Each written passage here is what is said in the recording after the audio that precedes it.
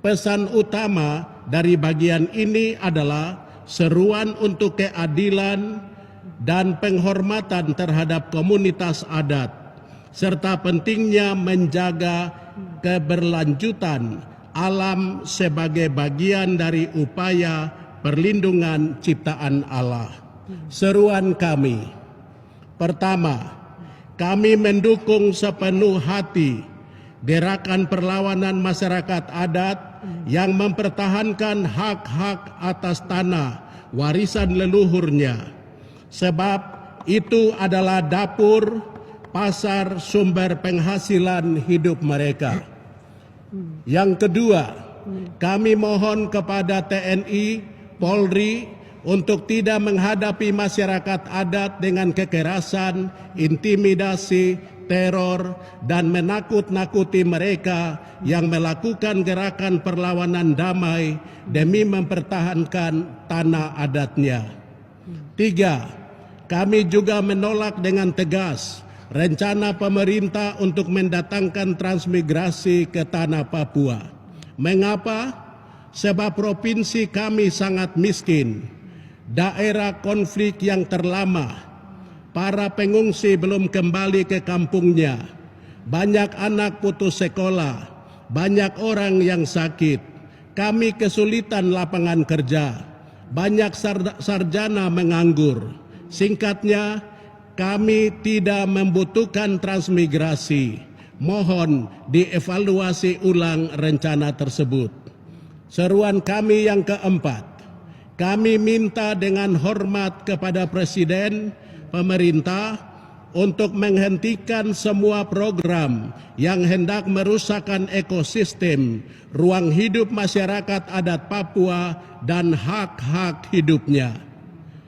Kelima, kami memohon kepada pemerintah atau Presiden untuk membuka ruang dialog dengan masyarakat Papua. Yang keenam, dengan tegas kami menyerukan bahwa tanah Papua bukan tanah kosong. Saya ulang, dengan tegas kami menyerukan bahwa tanah Papua bukan tanah kosong. Kami adalah ahli warisnya. Tanah Papua adalah tanah milik orang asli Papua. Leluhur, orang tua, kakak adik kami ada hidup, berkebun, berburu di gunung-gunung, di rawa-rawa, di pesisir.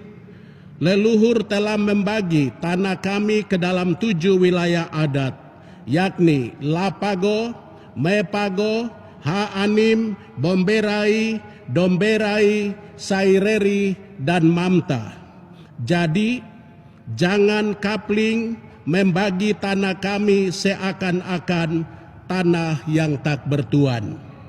7. Kami minta kepada pemerintah untuk tidak memakai para tokoh atau pimpinan gereja atau pimpinan daerah tertentu yang atas nama orang Papua atau karena dibayar atau dijanjikan jabatan tertentu dalam merencanakan untuk menyerobot tanah leluhur marga atau klan suku tertentu dan diserahkan kepada investor tanpa berbicara atau berdialog lebih dulu dengan pemilik hak ulayat.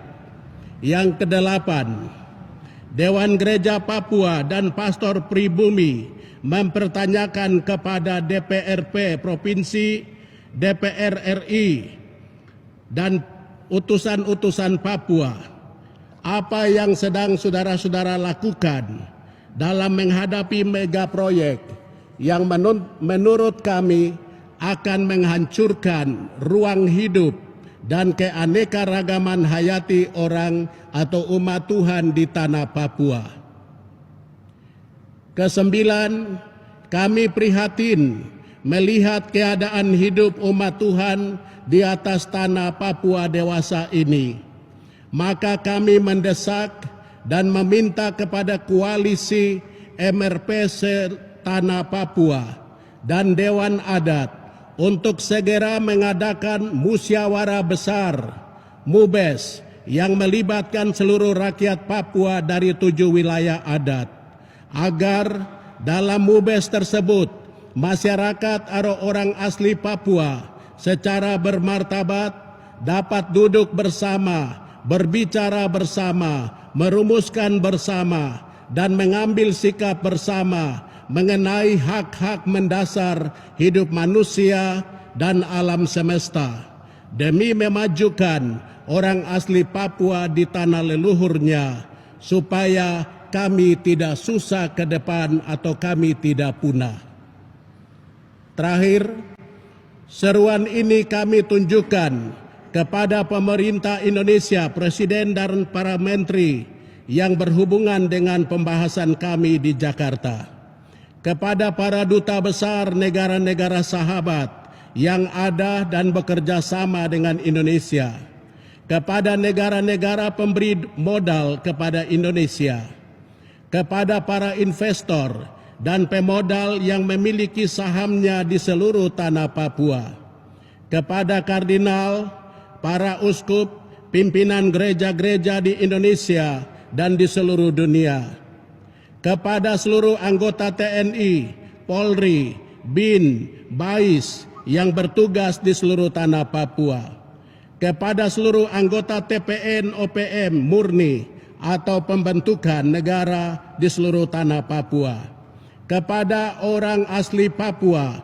yang berbeda ideologi politik, pro NKRI dan pro Papua Merdeka, kepada orang non-Papua yang hidup dan berkarya di tanah leluhur orang Papua, kepada kelompok orang yang suka memperkeruh suasana di tanah Papua melalui media sosial dengan menyebarkan berita-berita perpecahan, mengadu domba sesama warga di atas tanah Papua.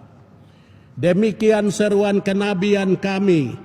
Kami sangat merindukan suasana hidup harmonis, saling mengasihi, dan menghargai sesama sebagai citra Allah, sambil menjauhkan semua pikiran dan perasaan jahat yang akan merusakkan kebersamaan dan kedamaian yang selama ini gereja, masyarakat, tokoh adat, tokoh perempuan, semua orang kita usahakan. Akhirnya, kami para pimpinan gereja sangat mengasihi dan mencintai umat Tuhan di seluruh tanah Papua. Suka duka umat Tuhan di seluruh tanah Papua adalah suka duka gereja Tuhan di seluruh dunia. Yesus selalu menjadi andalan hidup kita. Waena 11 November 2024, Moderator Dewan Gereja Papua, Pendeta Dr. Beni Giai, Koordinator Pastor-Pastor Pribumi, Pastor John Bunai PR, dan anggota Dewan Gereja-Gereja Papua yang hadir, dan juga Koordinator Pastor-Pastor Pribumi yang hadir. Sekian, terima kasih. Mari kita buat sesuatu yang baik hari ini untuk kemuliaan bagi Allah. Shalom, Tuhan Yesus berkati.